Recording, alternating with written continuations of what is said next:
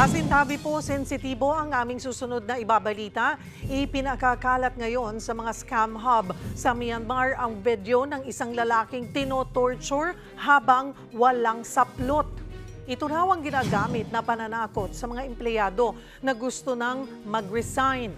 Sa panayam ng News 5 sa Pinay na si Gladys, dating scam farm worker sa Myanmar, tinatakot silang sasaktan tuwing magpapakita ng intensyong tumakas. Ang masaklap, mismong kapwa Pinoy pa raw ang nanlalaglag sa Chinese big boss nila kapag may nagpapasaklolo sa gobyerno.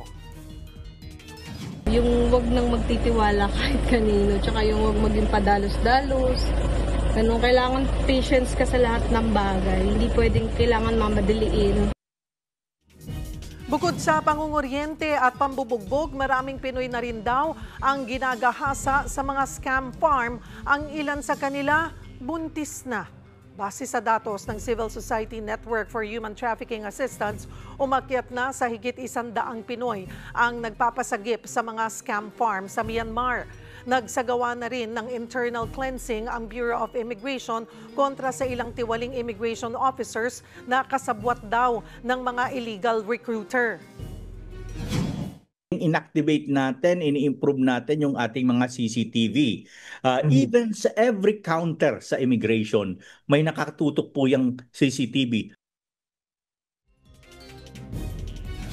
Kaugnay niyan, hinigpitan pa ng Bureau of Immigration ang screening sa mga Pinoy na nagtuturista sa Thailand na nagiging entry point umano ng mga nabibiktima ng scam farm recruitment sa Myanmar, Cambodia at iba pang Southeast Asian regions. Ayon kasi sa datos ng Civil Society Network for Human Trafficking Assistance, nasa higit 100 Pinoy pa ang nananatili at nagpapasagip mula sa scam hub sa Myanmar.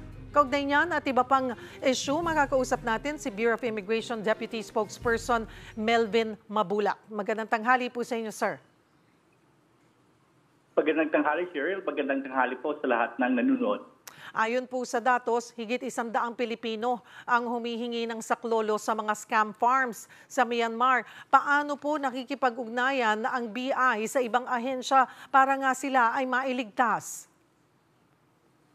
Opo, mayroon tayong Interagency Council, no? Kasama din po doon yung Department of Foreign Affairs, considering sila ay mayroong opisina doon sa ibang bansa para naman ma-reach out at ma-rescue natin ang ating mga kababayan.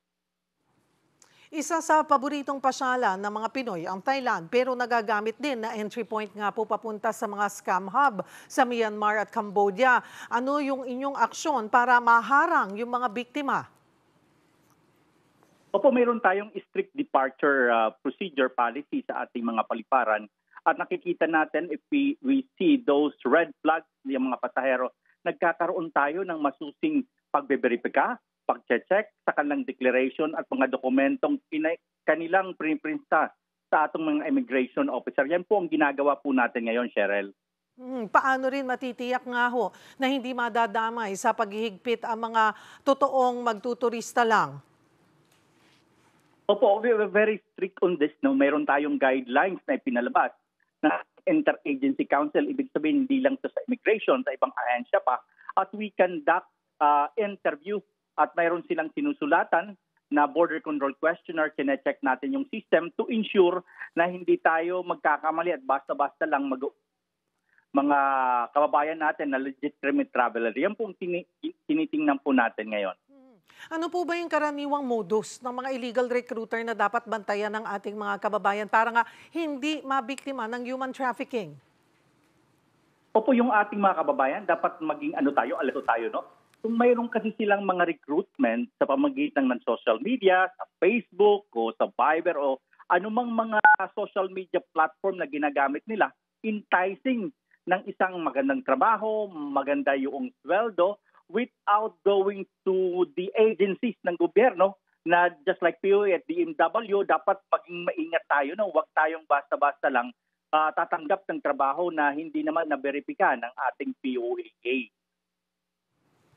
Sa hiwalay po na issue, isang Chinese ang nahuli kamakailan na gumagamit ng peking Filipino ID. Ano po ang mga konkretong hakbang ng BI para mapigil yung mga pag-abuso nga sa mga dokumento rin ng mga Pilipinong ng mga dayuhan? Cyril, nakikita natin dito, nagkipag-ugnayan tayo, no? Kahit sa PSA, kahit doon sa LTO regarding the use ng mga ID, at we are encouraging ng iba't ibang ahensya na maging mapanuri tayo kung sino mang bibigyan, kasi talagang nakaka-alarma na mga hindi Pilipino nakakakuha ng ID na issue ng government agency, at yan po ay nakakatakot. Kaya dire-diretso po, tuloy-tuloy po yung ating pakikipag-ugnayan sa ibang ahensya ng ating gobyerno. Maraming salamat sa inyong oras, Melvin Mabulak ng Bureau of Immigration.